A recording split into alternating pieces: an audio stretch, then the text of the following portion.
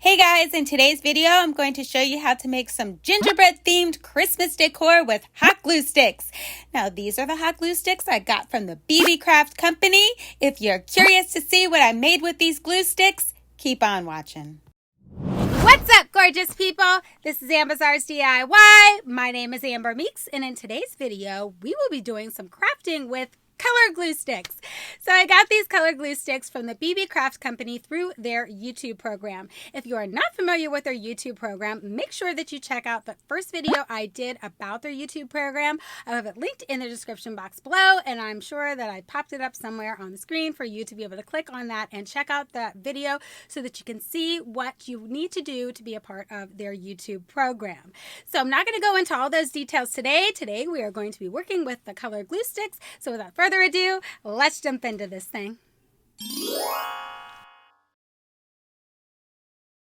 Okay guys, we're going to start with this wood-shaped hanging that I got at Joann Fabrics for like $1.49 because it was damaged. Whatever was on the front was ripped off. So the first thing I want to do is go ahead and scrape off this glue stuff that's on the front part of this house so that I can have a somewhat smooth surface to work with because I'm going to need to paint this.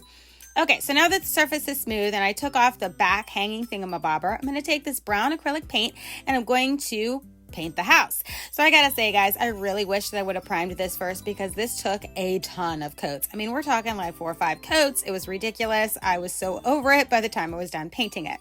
So here's what it looks like when it's done being painted. I'm going to take a white glue stick and I'm just going to outline the house. So obviously I'm going for a gingerbread house look here, guys. What I would suggest here though is that you like take a ruler or something and make a straight line and draw the line on there with like an ink pen, a pencil or something like that so that you have something to follow. Because you're going to see when mine's done that it's like super, super crooked. But I'm a reckless crafter. I just dive in and go for it and, you know, whatever happens, happens. So I have to deal with the consequences of my reckless actions. So here I just went ahead and kind of drew out a door and the windows. But again, obviously I didn't use a ruler or anything to make it precise and it's just kind of wonky, but that's fine. That's what mine's going to look like. And here it is.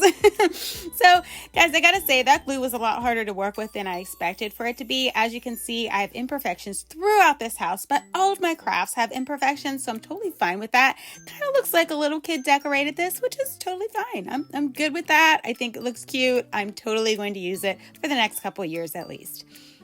Okay, so now we're going to move on to these gingerbread foam sheets that I got at Dollar Tree. I almost said Joann Fabrics. Got them at Dollar Tree. They're super thin though, guys. They're not at all what I expected, but I'm going to kind of do the same process. I'm going to take the white glue stick and I'm just going to make those little squigglies that you see on the gingerbread people. And as you can see, I have one sitting there as an example because I was like, what the heck do these things look like? I just wanted to make sure I was kind of sort of doing it right. And you know what? I was kind of disturbed that they don't have noses. So you're going to see in the next part that I put noses on mine. I mean, you can do whatever you want, but whatever. So this one here was broken. I have a plan for him. So I'm going to go ahead and decorate him just the same as I'm doing all of the rest of them because I have an idea that I can do for this broken one. Okay, so now I'm going to go ahead and put the eyes and the nose and the mouth on. I'm putting a nose, guys. So this part here was kind of difficult too. Man, this glue just is kind of hard to work with. Maybe I needed to get a more expensive glue gun. I just buy the cheap ones because I work through them so fast. So maybe with a more expensive glue gun, it would look a little better, but there you go. So now I'm going to go ahead and add some green buttons on each one. And then obviously I'm going to do a red button and so on and so forth. So I just finished decorating these up and then they're ready for their next step.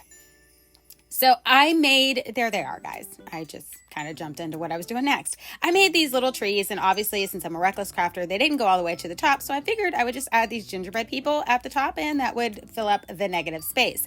So I'm going to go ahead and glue one of them down, you know, where I need it to be, but then when I do the other two, I need 3 of them to cover up the whole top part of this cone. I'm going to join the hands together first and then go ahead and glue it back onto the tree. And I do the same thing with that third one, glue the hands together first so that they somewhat line up and look decent so that I can cover up my terrible mistake. You guys know I do this quite often. At any rate, We're going to move on to that broken one, and what I'm going to do with him is just put him on this wall hanging here, and then I'm going to take this cutout that I printed off from the internet that says "Oh snap." I'm just going to put it on there, decorate it up, and this one is ready to roll. So here's what they look like, guys. These are obviously the ones that I decided to stick on top of the trees. As you can see, the one on the left, I went ahead and decided to add some little candies on there. Wasn't sure if I liked it or not, and I had already done it, and I couldn't take them off because it would have totally ripped and all that fun stuff. So I didn't do that with the second one, so they're different. They're on opposite sides of the, decor that I have in my kitchen, so it's totally fine, whatever.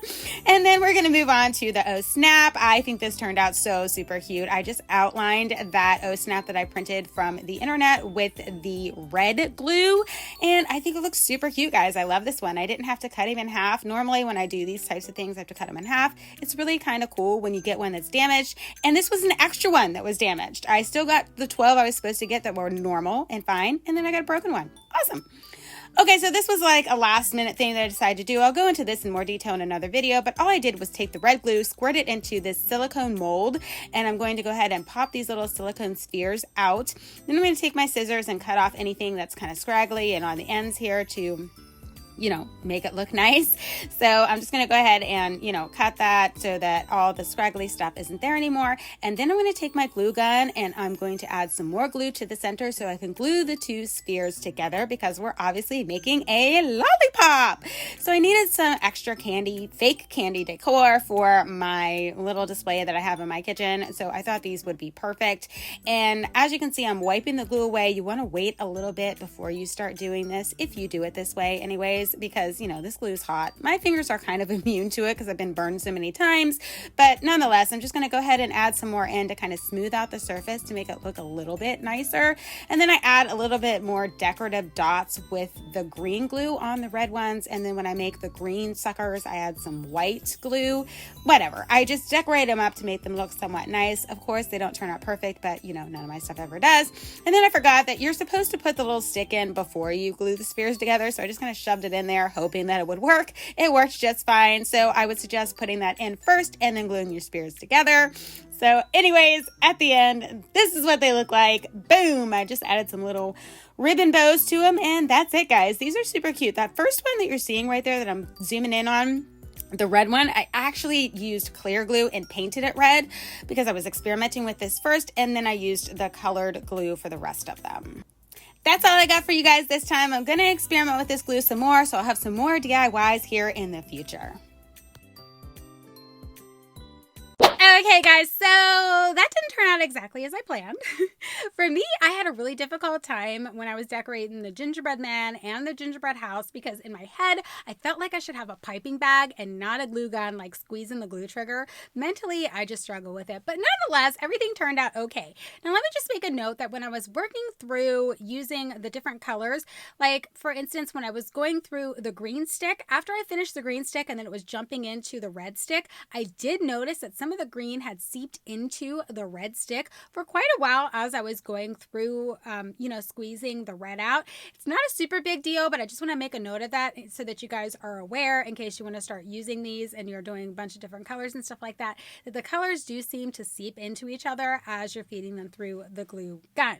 And I'm not sure there's any way that you can prevent that from happening. I really don't know. I guess the best way would be to put the color that you're using, like say you're using green, put the green through and then take one of your clear glue sticks and put that through, but you're going to waste an entire stick just so that you can clear out the glue gun of that color. So that's up to you if you want to do it that way. I was okay with a little bit of the different colors seeping into each other. It wasn't that big of a deal for me.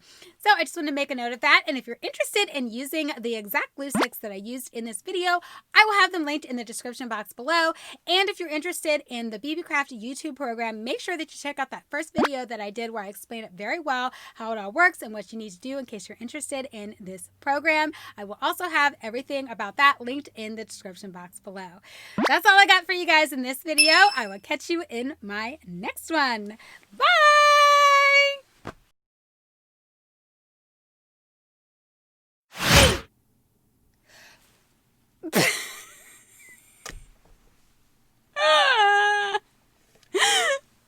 Again.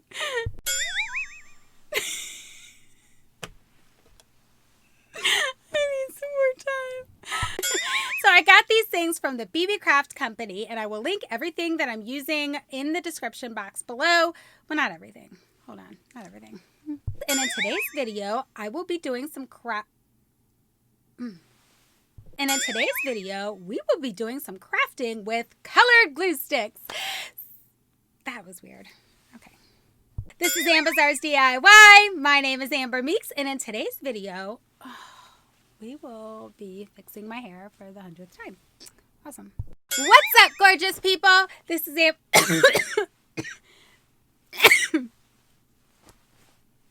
Let's get started. Okay, guys. So overall, I'm happy with how everything. Boom. Trying again. Okay, guys. So overall, I'm happy. What is wrong with me? Like, I keep getting something stuck in my throat. But I just wanted to show you guys a few ways that you can use these colored glue sticks, and hopefully you guys, I don't know. So I hope you guys enjoyed this video, and hopefully you found something helpful or useful in some way. That didn't happen. Please tell me that didn't happen, because I was done. Shit.